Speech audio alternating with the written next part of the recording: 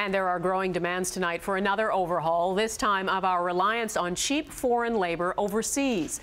Loblaw is reacting. The company said late today that it will provide compensation to the families of those killed in Bangladesh. The death toll there is staggering. 382 bodies have now been pulled from the rubble of that collapsed garment factory. And as Mike Drolet reports, anger is growing, both at the owner of the building and with companies who did business there. Mohammed Rana could be the most hated man in Bangladesh right now. Wearing a bulletproof vest and helmet, the owner of the factory that collapsed last week was dragged into court. No charges were laid. Police asked for more time to question him. But the court of public opinion appears to have already passed judgment. Lawyers and protesters chanted, "Hang him, hang him." The safest place for him right now could be jail, far away from the marauding groups in the streets. But the outrage here extends far beyond Bangladesh.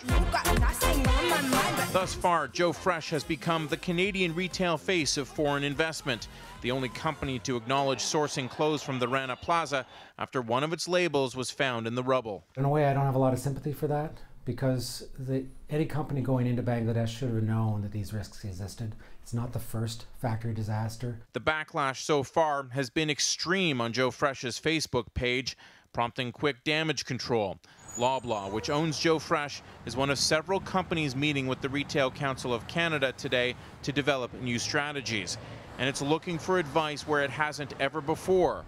Workers' rights activist Kevin Thomas. We're asking them to come clean on all of the audit reports they've had from this building. What did they know about this? What were their audits showing? What were they even looking for? This afternoon, a British retailer, Primark, announced it would compensate victims' families, a move Loblaw mirrored a few hours later. A good start, and while drastic change is needed, it has to be done right. Go too far and retailers will just find another Bangladesh.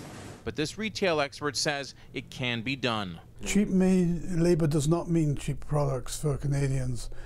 Cheap labour means greater profits for the companies, the retail companies, the distribution companies that are involved in the garment trade. And now the world is waiting to see what those same retailers do next.